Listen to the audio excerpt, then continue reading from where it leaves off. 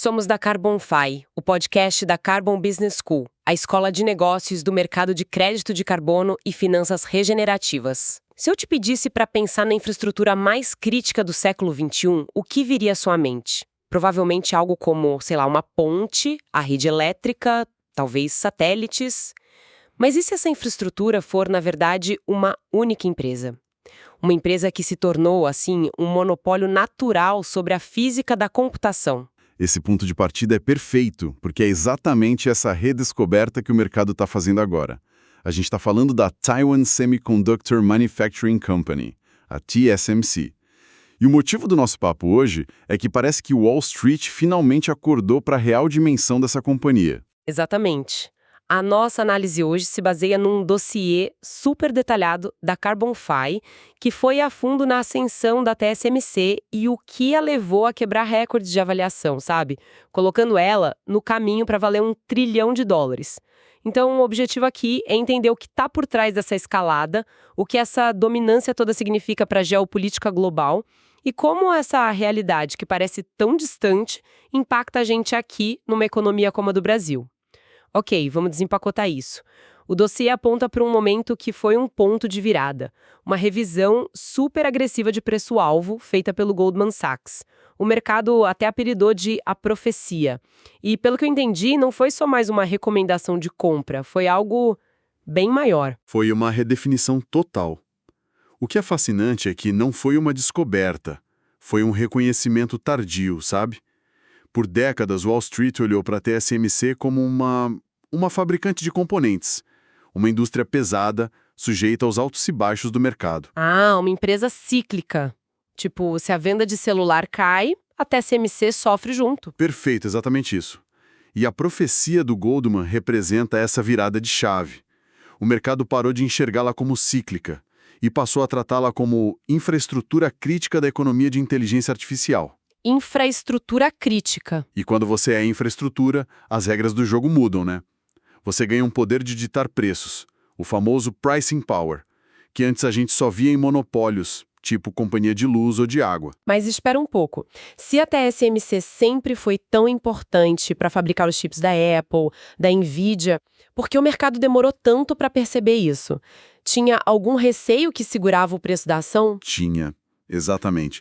Existiu o que o mercado chamava de desconto de Taiwan. Por anos, as ações da empresa valiam bem menos do que as dos seus clientes, se você olhasse os múltiplos. E por duas grandes razões.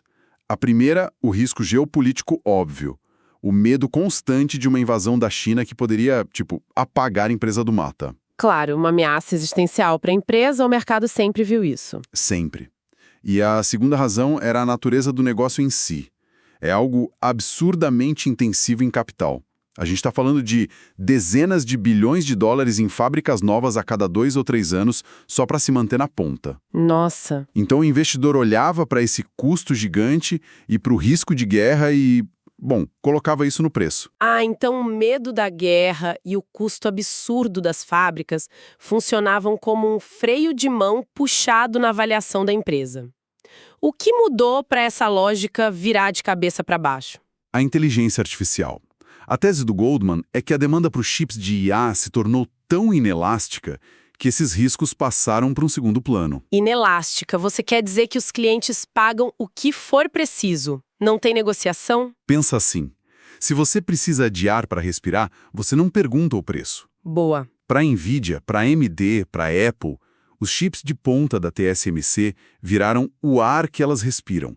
Simplesmente não existe uma alternativa viável em escala, entende? A liderança da TSMC em processos de 3 e 2 nanômetros é tão esmagadora que ela agora pode ditar o preço.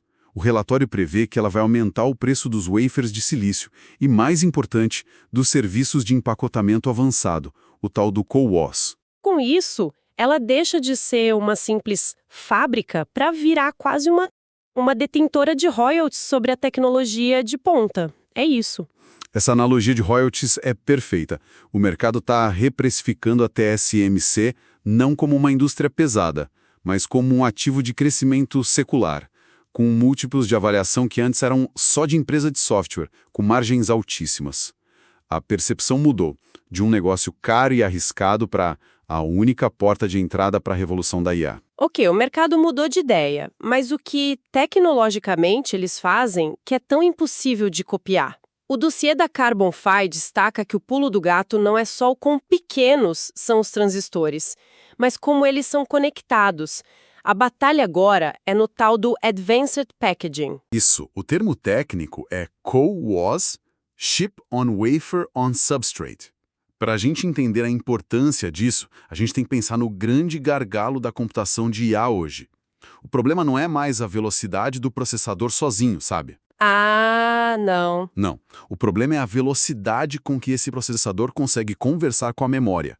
É como ter o cérebro mais rápido do mundo, mas com um sistema nervoso super lento. Os dados simplesmente não chegam rápido o suficiente. Entendi. Então, para simplificar, não adianta ter um motor de uma Ferrari se o combustível chega por um canudinho. O CoWoS seria um oleoduto, então? É uma analogia perfeita. É exatamente isso. O CoWoS é o oleoduto. A tecnologia da TSMC permite empilhar verticalmente chips de memória de altíssima velocidade, a tal da HBM, bem do ladinho da GPU, tudo num pacote só. Isso encurta a distância física que os dados percorrem e, bom, troca o canudinho pelo oleoduto. É um salto gigantesco em eficiência. Isso é inacreditável. Se essa tecnologia é a chave para toda a revolução da IA, porque gigantes como a Intel e a Samsung simplesmente não conseguem copiar. Como assim? Olha, o dossiê é bem claro nisso. Eles estão tentando há anos, mas com um sucesso muito, muito limitado. E aí entra um conceito-chave, a taxa de rendimento, o yield. O desafio não é só fazer um protótipo que funcione no laboratório. Entendi.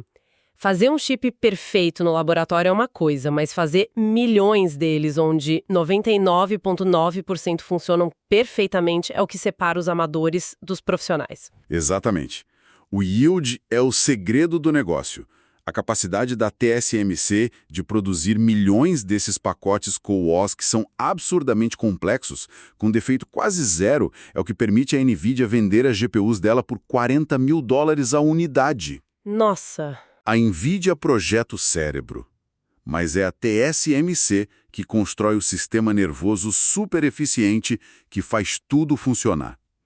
Sem isso, o chip da NVIDIA seria só uma peça de silício muito cara e ineficiente. Então, essa capacidade cria uma barreira de entrada que, segundo a análise, é praticamente intransponível para os próximos 5 anos, pelo menos. Sem a menor dúvida. E isso cria um efeito financeiro poderoso, um ciclo virtuoso.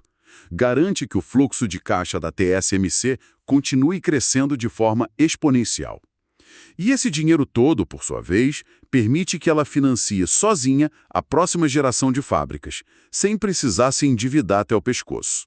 Ela se autofinancia para continuar na liderança, deixando os concorrentes cada vez mais para trás. Comendo poeira mesmo. E essa dominância tecnológica toda deve ter um peso geopolítico gigantesco. É aí que entra a ideia do escudo de silício, certo? É a consequência inevitável. Se a gente conecta os pontos, a avaliação financeira e a segurança geopolítica viram duas faces da mesma moeda. O escudo de silício é a tese de que a importância da TSMC para a economia mundial serve como uma pólice de seguro para a própria existência de Taiwan. E uma avaliação de $1 trilhão torna esse escudo muito mais tangível, muito mais real. Deixa de ser uma teoria e vira quase uma garantia, porque o colapso dela seria o colapso da economia digital inteira. Precisamente. Se a TSMC vale $1 trilhão e, como a análise estima, sustenta uma economia digital global de $20 trilhões, ela se torna um ativo too big to fail definitivo do planeta. O colapso da TSMC não seria uma crise tipo a de 2008. Seria como desligar a chave geral da economia do século XXI. E isso cria um paradoxo fascinante. Quanto mais valiosa e insubstituível a TSMC se torna, maior é o incentivo para o mundo, liderado pelos Estados Unidos, garantir a estabilidade lá no Estreito de Taiwan. Mas o risco de um conflito não sumiu. Os navios de guerra continuam lá. Como é que os investidores estão lidando com esse paradoxo na prática? Não, o risco não sumiu. Ele é real. Mas o cálculo do investidor mudou.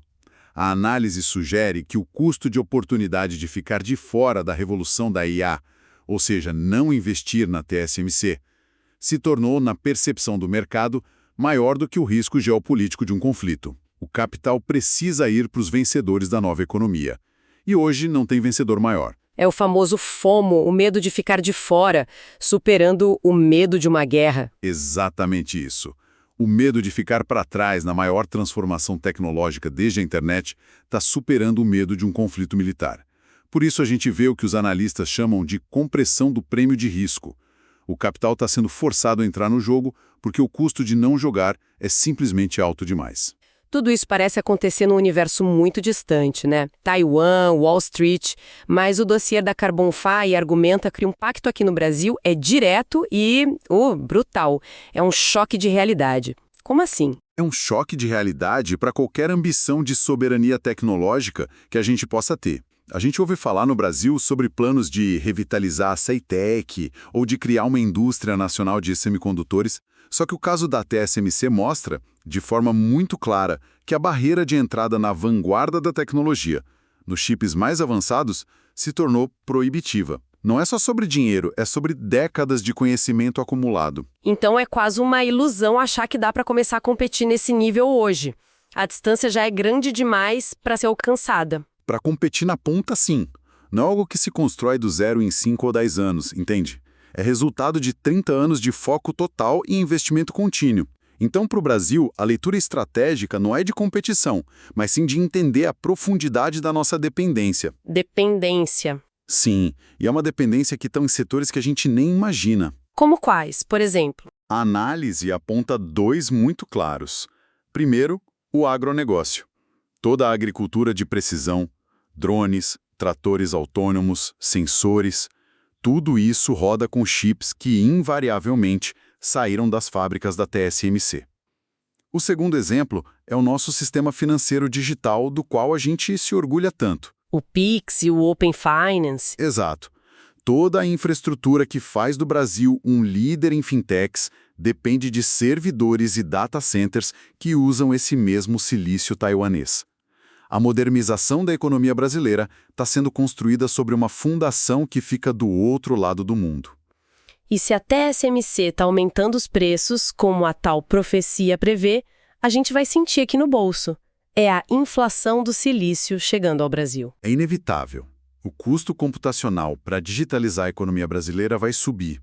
Isso vai ser sentido no preço dos servidores que as empresas compram, no custo de nuvem nos data centers locais e, no final da linha, no preço dos celulares e computadores que a gente usa. O poder de preço da TSMC em Taiwan se traduz em custos mais altos para empresas e consumidores no Brasil. Diante desse cenário de dependência e de custos subindo, qual é a lição estratégica que o texto aponta para os investidores brasileiros? A lição é sobre diversificação e realismo. Não dá mais para investir só em empresas de software locais ou no e-commerce brasileiro. É preciso entender e ter exposição à camada física que sustenta todo esse ecossistema. Isso significa que, seja por BDRs, fundos internacionais, é crucial incluir no portfólio as empresas que, como a TSMC, constroem os alicerces da economia digital.